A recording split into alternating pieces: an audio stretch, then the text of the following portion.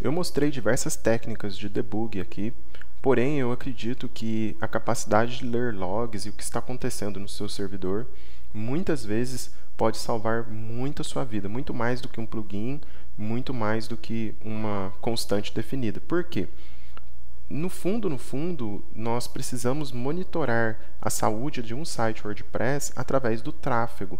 O tráfego, né, é como o sangue do corpo. Se esse sangue estiver bem ventilado, estiver sem nenhuma impureza, o corpo vai funcionar bem. De forma relativamente parecida é o caso do site.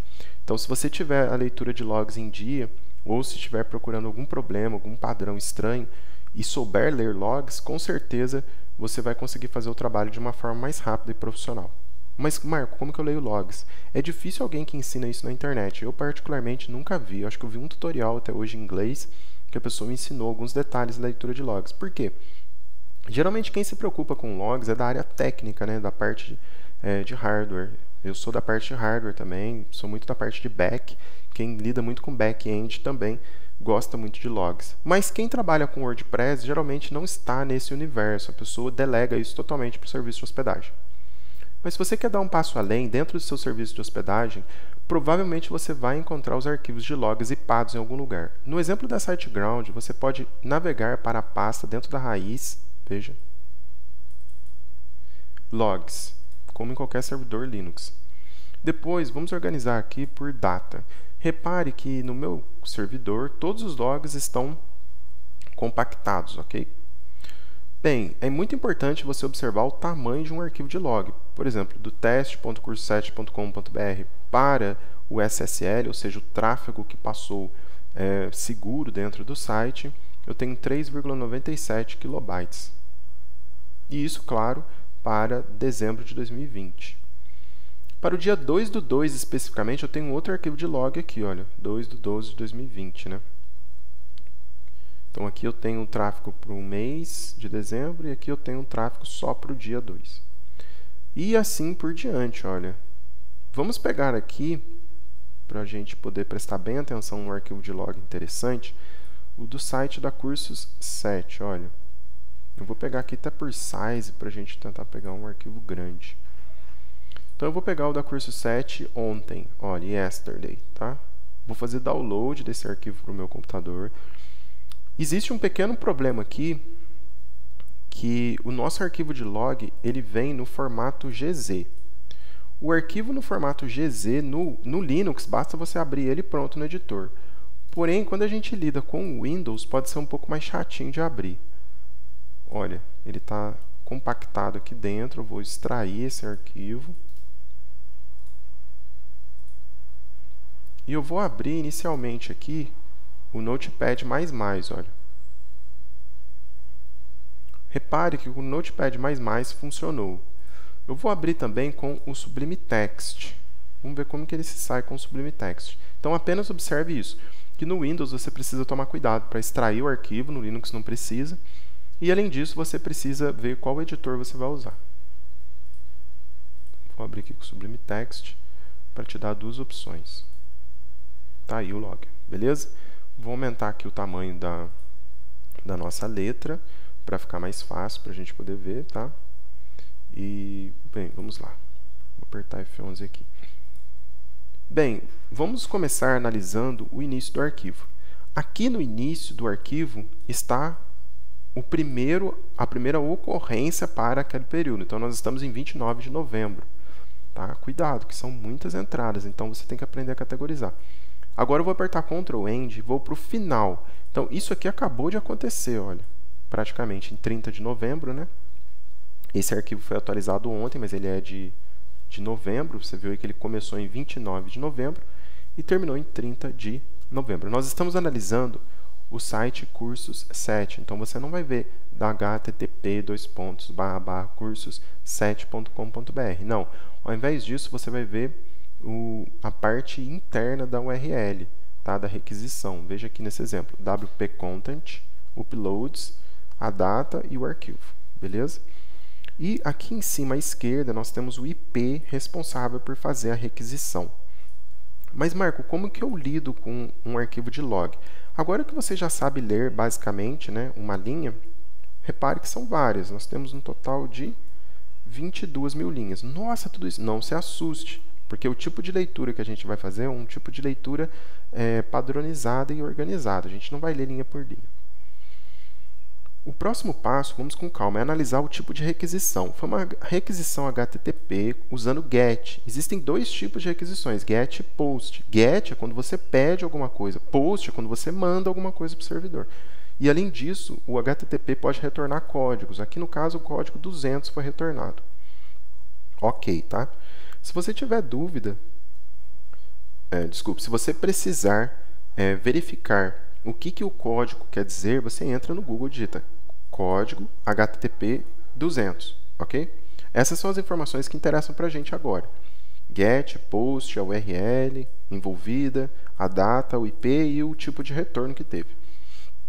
A primeira dica que eu te dou, como que você identifica um padrão fora do normal para um IP? Aqui no Sublime Text, selecione o IP que você está analisando. Por exemplo, eu vou analisar o IP 35.209.66.120. Eu tenho 22 mil entradas. Vamos ver quantas requisições dessas 22 mil requisições foram feitas por esse IP. Como você pode ver aqui, olha, nós temos 7.000 matches, 7.839 matches para o arquivo 35.209.66.120. E aqui o Sublime Text com o Minimap ajuda você a navegar, olha aqui na direita, né? Na parte direita, ele sublinha para você e deixa clareado as ocorrências, para você saber mais ou menos o período que elas ocorreram. Olha. Então, repare que esse IP ele aconteceu durante todo o período. Ah, olha que interessante. Esse IP, inclusive, foi responsável por disparar, né, o cron. Então, provavelmente esse é o IP do meu servidor, tá? O meu próprio servidor. Por isso que ele teve 7.000 ocorrências de 22 mil ocorrências. Vou comparar ele com outro IP qualquer, olha, esse 45.168.21.94, por exemplo. Ctrl F, teve 124 solicitações. Então, quer dizer que tem um IP que tem 7.000 solicitações e o outro fez só 120, sim. Esse aqui fez login, olha, 45.68.21.94, ele postou, ou seja, ele enviou dados para o wplogin.php. Teve o retorno 302, utilizando a URL curso7.com.br. Então, repare que ele não está do lado de dentro do servidor. A requisição dele veio do lado de fora. Olha, ele usou uma URL completa com https curso7.com.br. Já o servidor, quando ele faz uma requisição, quando o nosso site faz uma requisição para o nosso servidor, ele usa a parte interna da URL só. Ou quando ele responde alguma requisição. Então, eu quero te mostrar isso para você ficar esperto, primeiramente, com o próprio IP que você tem aí dentro do seu servidor, que é esse IP aqui, no meu caso, 35.209.66.120. 7.000 ocorrências. Então, nós vemos aqui, olha, uma ocorrência de cron. Isso aqui é o segundo padrão que eu quero te mostrar que pode acontecer num arquivo de log.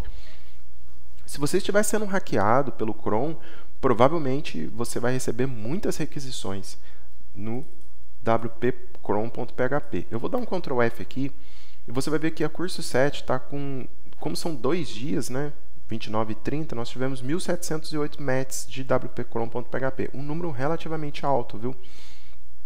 Quando eu otimizo um site, eu ainda não tive tempo para os meus clientes, ainda não tive tempo de otimizar o da Curso 7.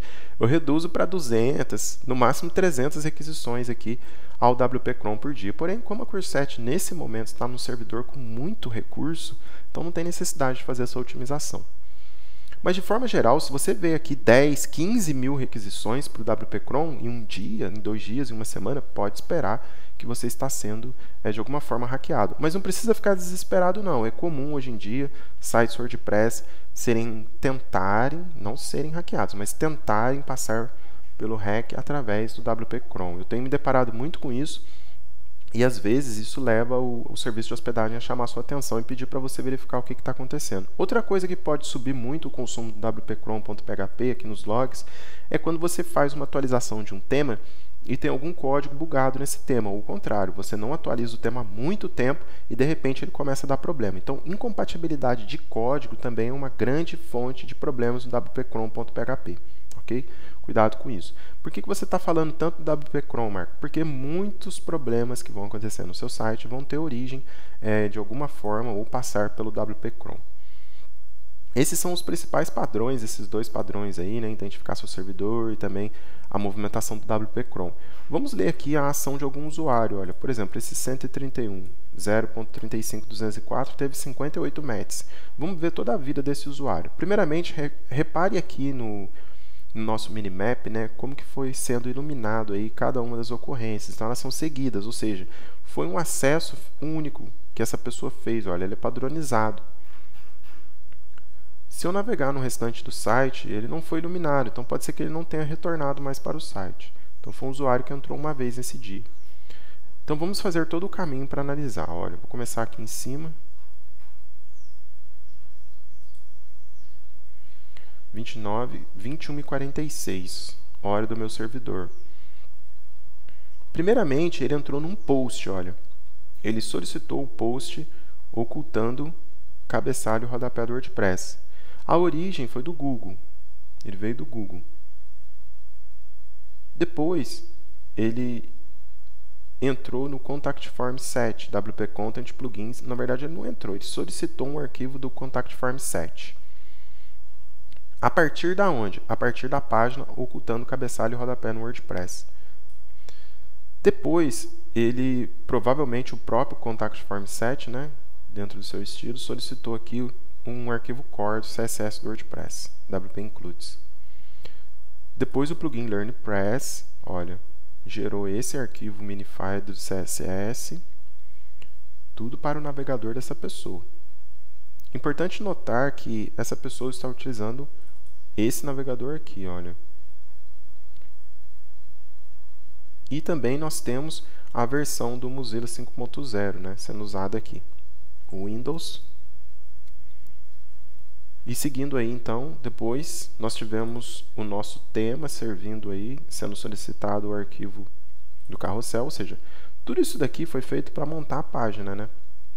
Repare que o período total foi da 21h46 até 21h46, provavelmente. Ou seja, dentro de 1 minuto tudo isso foi feito, olha.